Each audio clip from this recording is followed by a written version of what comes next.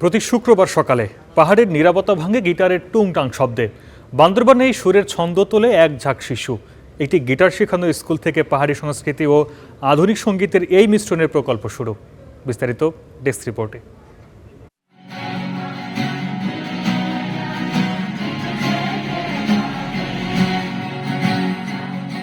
গিটারের সুরের মূর্ছনা, বাংলা গানে সুর তুলেছেন পাহাড়ি মেয়ে।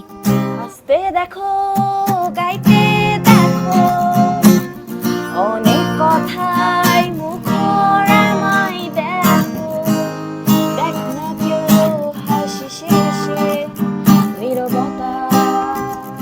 কিশোর কিশোরীদের সঙ্গীত চর্চায় পাহাড়ের নীরবতা ভাঙে ছন্দে গানে। যেন গান গেয়ে গান শুনিয়েই আনন্দ তাদের, গানের সাধনায় মত্ত তারা।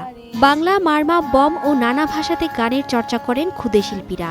যত দূরে থাকো রবে আমারি, হারিয়ে যেও না কখনো। বান্দরবানের উজানিপাড়ায় প্রতি শুক্রবার সকালে ভেসে আসে এই সুরের ছন্দ।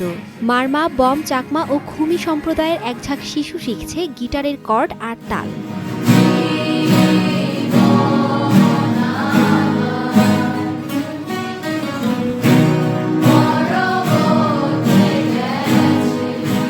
2018 সালে চিম্বুক ব্যান্ডের guitarist Bomram Amlai basic guitar learning centre নামে গিটার শেখানোর স্কুলটি চালু করেন। অল্প কিছু শিক্ষার্থী নিয়ে শুরু হয় যাত্রা। এই প্রতিষ্ঠানের শিক্ষার্থী এখন শতাধিক।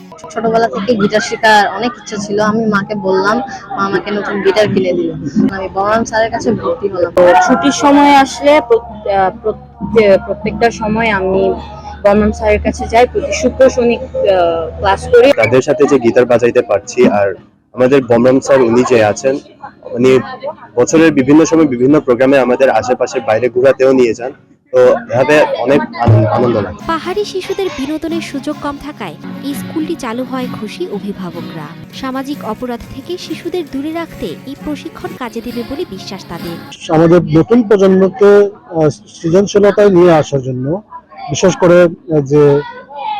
যে সরাসরি প্রশিক্ষণ, মানে হ্যান্ডস অন লার্নিং যাকে বলা হয়, এই ধরনের প্রশিক্ষণ আসলে শিশু এর জন্য খুবই দরকার। ভালো লাগার জায়গাটা হচ্ছে যে আরো আমার ছেলে যখন বাজায় তখন হচ্ছে আমার খুব ভালো লাগার জায়গাটা আরো অনেক বেশি, এবং এই সৃজনশীলতার মধ্য দিয়ে তারা যদি বেড়ে ওঠে, আমার মনে হয় তারা একটা মানবিক মানুষ হবে, অনেক সুন্দর একটা মানুষ হবে।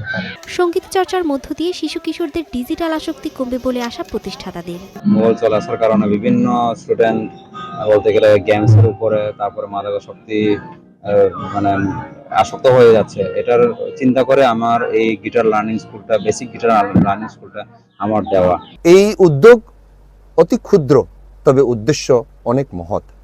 আগামীর শিল্পী